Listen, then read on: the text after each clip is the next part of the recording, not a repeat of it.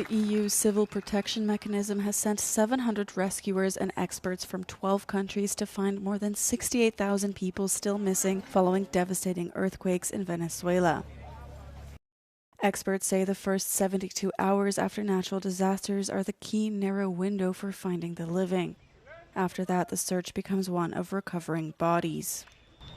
At the end of Saturday, authorities reported that the death toll had reached 1,430, with more than 3,200 people injured.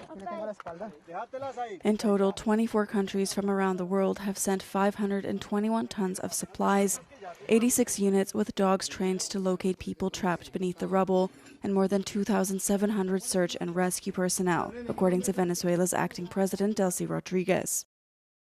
EU Foreign Policy Chief Kaja Kallas said she had held a call with Rodriguez to convey European solidarity and the mobilization of €5 million in emergency assistance. In addition, Pope Leo XIV prayed on Sunday for the hundreds of Venezuelans who died in the quakes and reiterated support for the victims' relatives.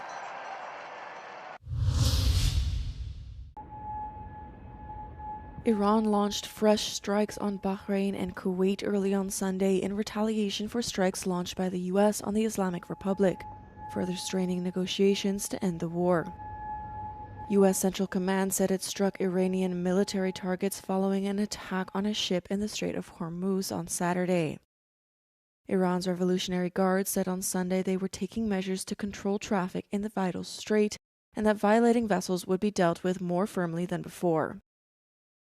It comes after a multinational maritime body overseen by the U.S. Navy said Saturday that it would expand a route near Oman in the Strait of Hormuz to allow for inbound and outbound traffic.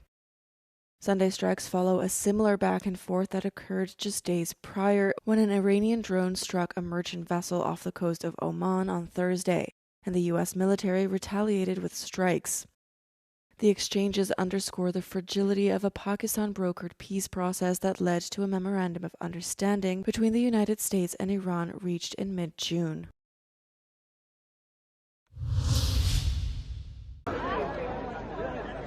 Thousands of guests traveled down to Brussels on Sunday to celebrate the 250th anniversary of U.S. independence. The invite-only event is held in a large park in the Belgian capital, which is located near the EU institutions. And everyone gathered in Brussels to celebrate 250 years of American independence. U.S. Ambassador to Belgium Bill White opened the ceremony. Among those attending are Belgian Prime Minister Bart De Wever, NATO Secretary General Mark Rutte, and European Parliament President Roberta Metsola. And U.S. military personnel based in the Belgian capital are also in attendance. However, the event drew widespread criticism. On Sunday morning, Greenpeace unrolled a massive banner in the city centre, condemning the occasion to promote Trump's political and corporate agenda. And several organizations, including Extinction Rebellion and Rise for Climate, demonstrated outside of the park in protest against the privatization of the public park. France has recorded around 1,000 more deaths than expected since Wednesday as a record-breaking heatwave struck much of Western Europe for days. The agency said areas under red alert for heat had been particularly badly affected, and 85% of the deaths had been those aged 65 and over. Parts of France have topped 40 degrees this week, piling pressure on hospitals and first responders amid a surge in emergency call-outs.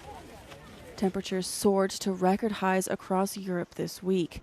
According to the latest forecasts, they remained particularly intense on Sunday in Germany, the Czech Republic, Hungary, and Poland, while they slowly began to ease across the Netherlands, Belgium, and France. Germany experienced its highest temperature on record of 41.5 degrees on Saturday afternoon, while Danish authorities said temperatures had reached 37 degrees, the highest since records began in 1874. Scientists have shown that recurring heat waves are a clear marker of global warming driven by humans burning fossil fuels, and warn they are set to become more frequent, longer, and more intense.